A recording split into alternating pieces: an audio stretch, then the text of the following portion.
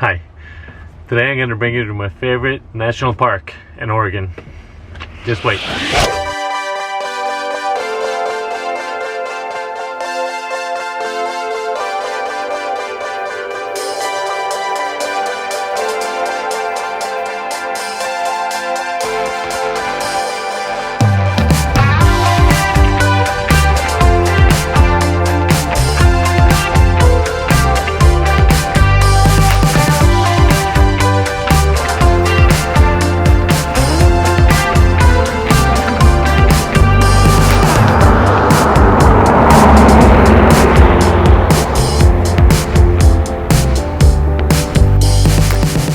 Here we are. This is the entrance to Crater Lake National Park. It is my favorite national park in Oregon, and it's also the only national park in Oregon. Let's go.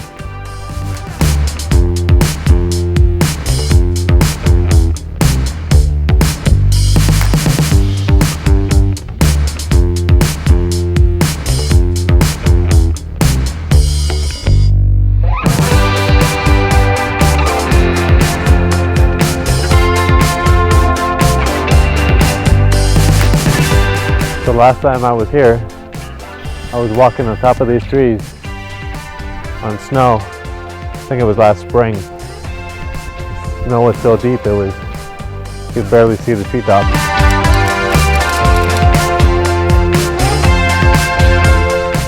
So there's two hikes that I want to do today.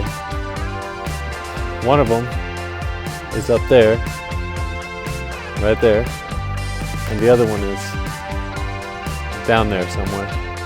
So let's see if we have enough time. Today it's a beautiful day, so I think we can do this. Who needs a Stairmaster?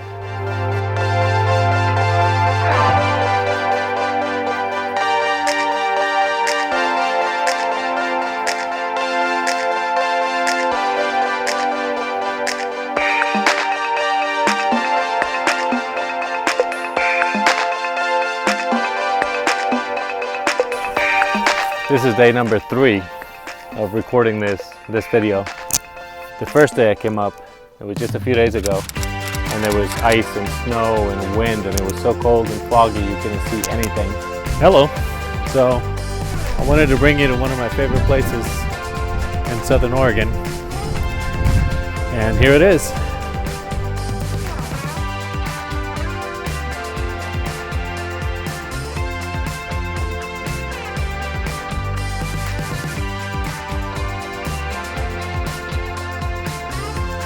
Yesterday, I wanted to hike down to the lake and up to the tower, and you can't have a dog, so Bambi had to stay home. And then today, we brought her here to show her the lake and to see this piece of heaven.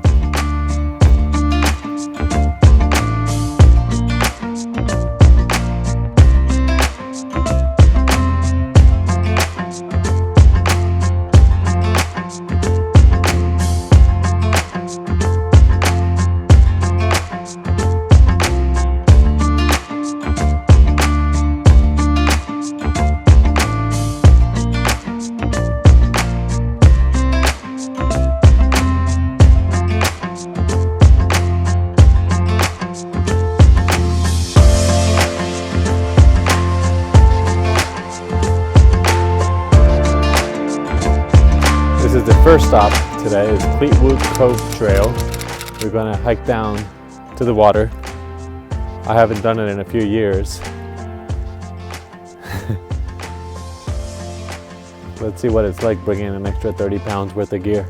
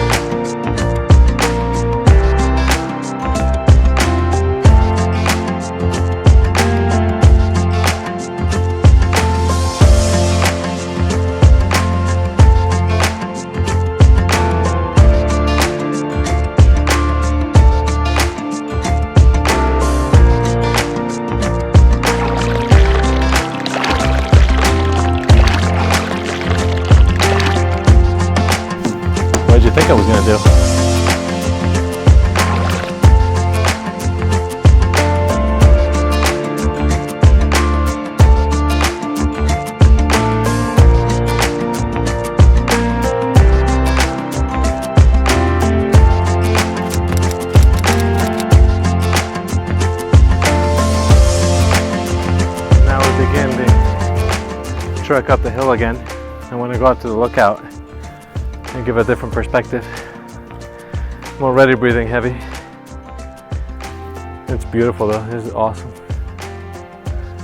See you up there.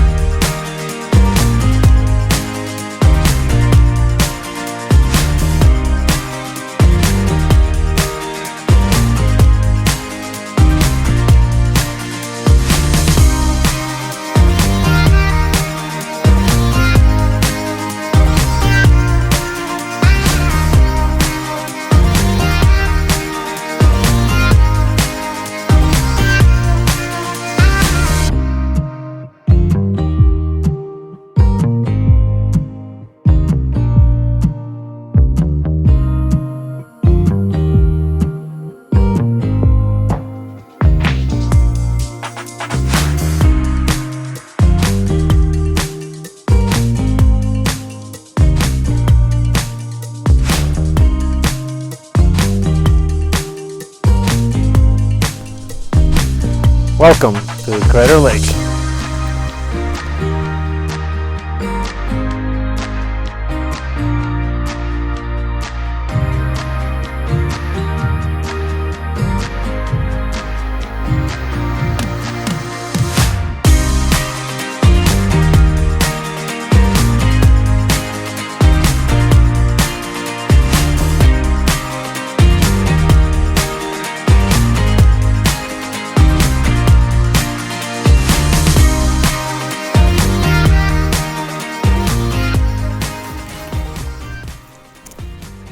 And this is Crater Lake, the deepest and the bluest lake in the United States.